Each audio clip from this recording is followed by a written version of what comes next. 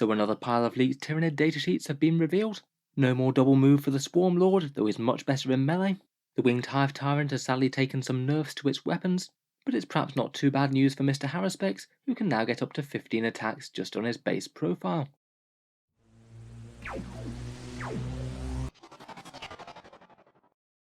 Hello and welcome back to Haruspex Tactics, where today we're talking Tyranids again, and we've got a whole load more leaked datasheets reportedly coming from a digital copy of the codex. Again, a bit like the Tyranid warriors and gargoyle ones that we saw the other day, it does really seem that these are being curated by someone. Basically, all the datasheets that have been leaked are ones that have already surfaced on the internet via their packaging details, so we kind of already had the partial picture for them. It makes it pretty obvious that these aren't just random leaks, they are being curated by someone. Could certainly be by Games Workshop themselves, though maybe it would seem a little bit strange for them not to do it directly via Warhammer Community. I'm sure that would have a lot of people coming back for more if they kept on releasing datasheets on there. I guess in theory it could be someone who's got access to the datasheets and is maybe leaking some of the least sensitive bits out of the book. In any case, the ones that have surfaced today are the Haruspex, the Swarmlord, the Winged Hive Tyrant, and the Exocrine.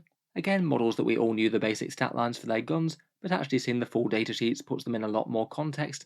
Without knowing special rules or weapon options or things, it is kind of hard to evaluate.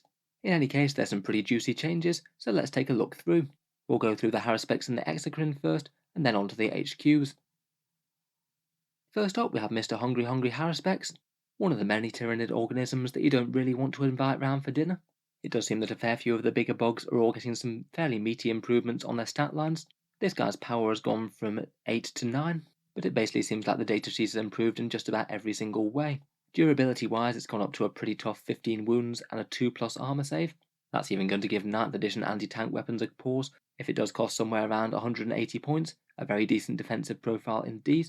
It's a lot more dangerous with its attacks, hitting on 3s with both its weapon skill and ballistic skill. It was previously 4s before. It's gained +1 attack to 5 as well, and has also gained a pip of leadership and a pip of movement, both of which certainly don't hurt. Probably the most fun thing out of its attacks is its Ravenous Maw, the one where it basically hoovers up enemy infantry for lunch.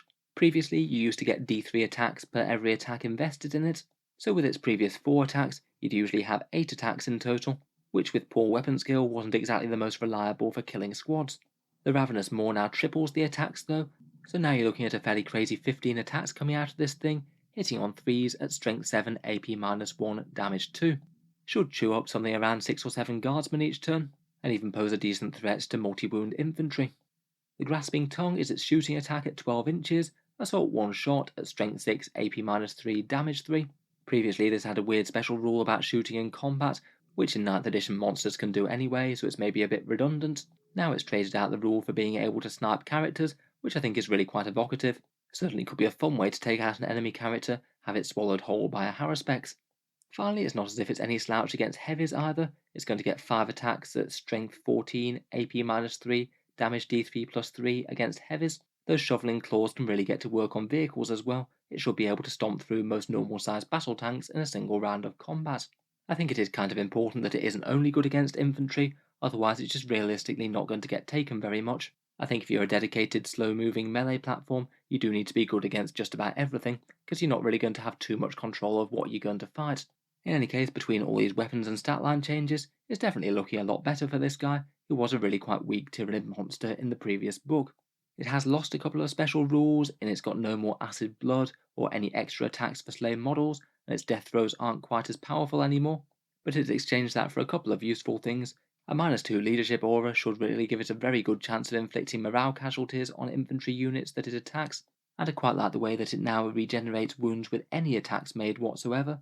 Then it regenerates 1 wound to a maximum of 3 per phase. Previously it was just with the more attacks, so it would only be relevant against light infantry. Now the shoveling claws and the grasping tongue can also allow you to regenerate wounds, so in theory if you do manage to spear an infantry model with the tongue, then smash some stuff in combat, you could be potentially regenerating 4 wounds there. Really quite fun. Finally, keywords wise, most of it's fairly normal. As you'd expect, it doesn't have core, I'm afraid. It'll be interesting to see if things like carnifexes get that, but it does have a couple of keywords that look like they'd be triggering stratagems, one of them Horned Chitin, maybe one for impact hits or something, and it does have Acid Blood as a keyword, so maybe there's going to be some way to allow it to inflict damage on the enemy if it does take a whole load of wounds that turn. I guess it's kind of cool that it hasn't lost that ability altogether, and you just have to pay a command point for it or something. Overall though, Mr. Haruspex is looking incredibly dangerous. Will be good for people who really like the model and had one on the shelf. Next up we have the Exocrine, the alternate build from the Haruspex kit, the massive bug with the biocannon. Again his power's increased to 9 from 8, he's got massively tougher similar to the Haruspex.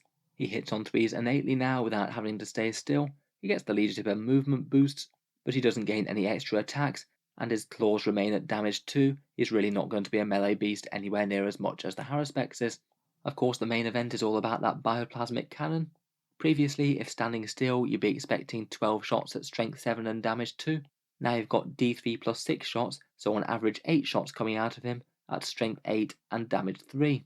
Potentially that could be a little bit worse against 2 wound infantry, but it is going to be really quite a lot better against toughness 7 and 8 targets. Both the strength and the damage will massively improve that. Better against 3 wound infantry like Custodes for example. And it's quite nice that it's not really as limited to moving slowly anymore, so you could be moving this guy 8 inches and still getting that kind of firepower off rather than having to stay stationary. With the massively upgraded profile, it has lost its double shoot, but as I said, it still comes out ahead in my book. It changes that rule for if you move half or less of its movement, then it gets to ignore cover, including both light cover and dense. Light cover's not really going to be the biggest deal as it's AP -4, but dense cover could be quite a big one. That could certainly blunt its damage efficiency. This guy doesn't appear to have Horned Chitin as a keyword, so that looks like it's going to be kept for the melee monstrous creatures, and again it doesn't have core, so that is likely to limit some of its buffs. Overall though, it seems like a reasonable enough set of changes, better damage output on the whole it would seem, and massively more tanky than it was previously. Next up we come to the Winged Hive Tyrant, which I'd argue maybe looks like it could be one of the losers of this update. It seems that the winged creatures aren't going to be getting quite as much a defensive buff as the things on the ground. This guy's remaining at toughness 7 and a 3+ save, so no toughness 8 or 2+, though he has gained +1 attack to 5, +1 strength to 7, and gained a ballistic skill of 2+ with any ranged weapons. The bad news for this guy though is that Games Workshop appear to have cottoned on to how the actual model is set up, and the fact that if you build it with wings, it doesn't have enough arms to take 2 sets of dangerous weapons. In the previous codex, you could give it, say, a set of Scything Talons and, say, a Heavy Venom Cannon if you wanted to, but actually on the model, the wings replace the top set of limbs, and it would appear that this datasheet only allows you to take 1 set of weapons, though it does seem that he gets some bonus attacks for his Tyrant Talons, his foot claws now. Really though, that is quite a big blow. It means that you can't both have a Winged Hive Tyrant that's spec'd for both melee and does a bit of shooting, you have to really pick one or the other. They're going to be either having no shooting attacks whatsoever, or going to be hitting with some fairly weedy melee attacks. Just to add insult to injury, it looks like the weapon options are really limited on this guy. Previously he could take the buffed Death Spitters or Devourers with the more dangerous pathogens that hit really quite hard, good volume fire weapons then. It appears that both of those options are gone, seeing as they don't actually appear in the Hive Tyrant kit, and I don't believe that there's any option for monstrous rending claws either. It's either the Scything Talons or the Bone Sword or Lash Whip now if you want to do combat. I think that could certainly annoy people who've built to previous loadouts. In particular in early 8th edition, those Death Spitters were a really popular loadout, so I'm sure a lot of people have built up models with that. Overall, at least war gear wise, it's not really the best news for this guy. In any case, for what weapons remain, the Winged Hive Tyrant does come up base with 2 extra Tyrant Talon attacks, Strength User, typically Strength 7, AP -3 and Damage 1, so even if you give him a ranged weapon, you're typically going to be striking at 7 attacks with that profile, good enough to wipe out 1 wound infantry, but not really threaten anything else. You also get a prehensile pincer tail included at base, that allows you to reroll 1 hit roll or 1 wound roll. Perhaps has more value if you're actually using one of the big heavy combat weapons, as opposed just to the Tyrant Talons, but I guess it doesn't hurt. For the weapons it does have though, it is largely good news.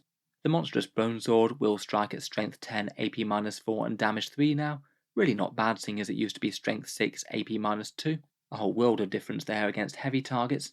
Like with the Warriors, the Lash Whip now allows you to reroll hit rolls of 1, essentially allowing you to reroll all hits with this guy. That's going to make him about as dangerous as a lot of Hive Tyrants were in the previous book, even after they'd been given significant upgrades. Otherwise, you could swap out for Scything Talons, which are Strength User, so Strength 7 normally, AP -3 and Damage 2, and they give you +2 attacks. That'd mean 7 of those Strength 7 attacks at AP -3, plus 2 extra Tyrant Talon attacks, so that'd be 9 attacks overall. Maybe it could be interesting if there's a way to up their damage output a bit more. There might be a Warlord trait or relic for +1 damage maybe. The only guns he can take now are the Venom Cannon at 3 shots at strength 9, AP -3, damage 4. Again, more shots, better AP, better damage, a much improved gun overall, though it really is costing you good melee output now. And the Stranglethorn Cannon at D3 plus 3 shots, strength 8, AP -2, damage 2. A bit more of a generalist all-rounder. I think I prefer the Venom Cannon out of the two there if they do wind up costing the same. Otherwise, in a couple of bits of good news, Hive Tyrants can actually do a small command ability now.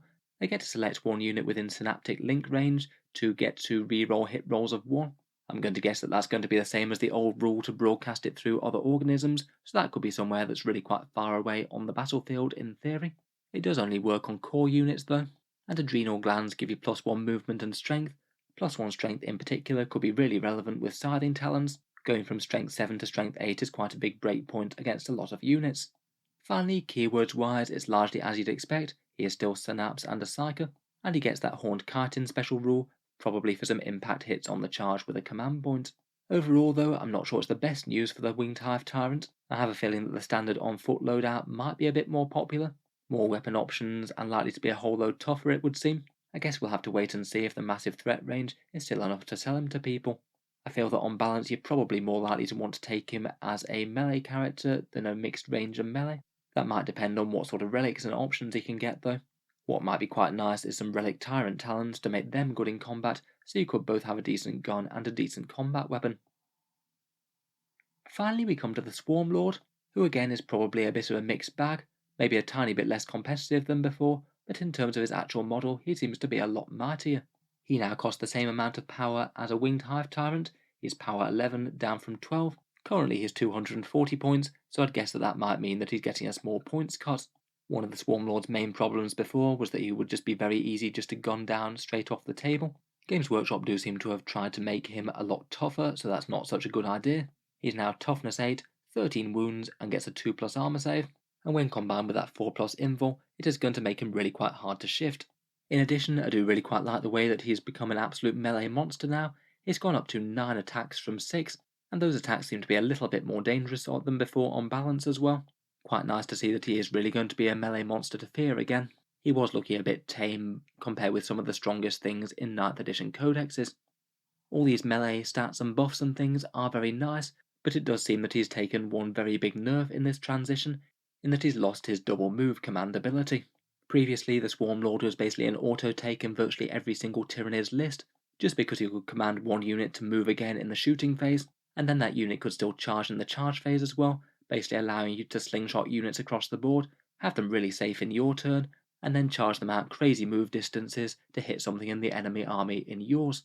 It seems that that one's been traded out for a couple of other command abilities, which I think might mean that he's going to be slightly less of an auto-include in Tyranid lists, though to be honest, from the raw stats and what he brings in terms of rerolls and things, it still looks like he could be quite popular to me.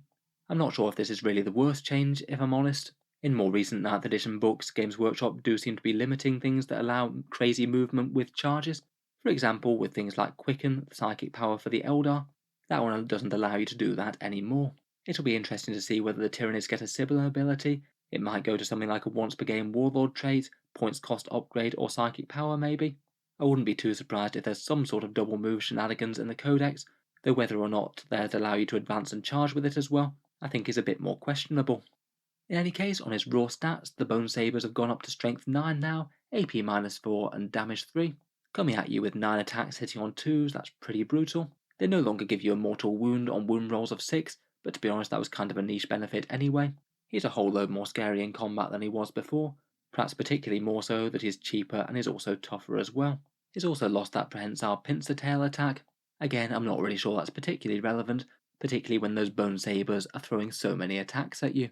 With average rolling, he kills around about 6 Space Marines, or does 15 wounds to a toughness 7 or 8 vehicle with a 3+ armor save. You're really going to be feeling it when this guy's charging in these days.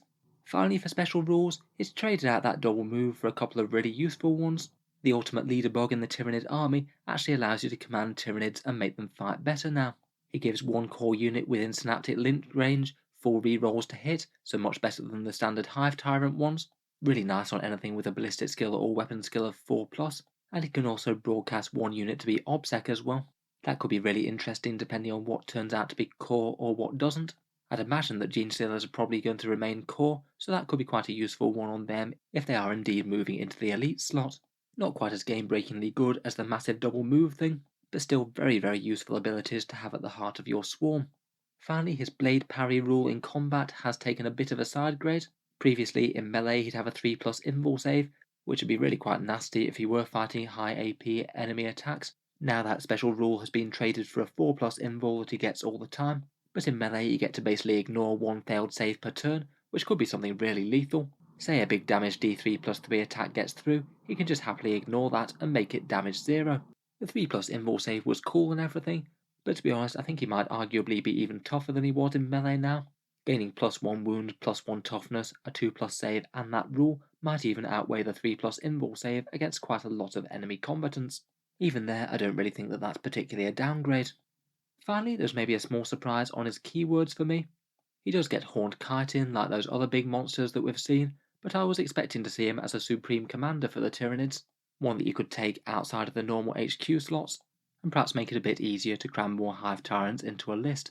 It's rumoured that you're only going to be able to take one Hive Tyrant per detachment now, and that would fit with basically just about every other 9th edition rulebook that's come out, usually getting only one of your nominal faction commander per detachment. A bit disappointing there maybe. If you do want this guy plus a Hive Tyrant, it looks like you might just have to run multiple patrols or something.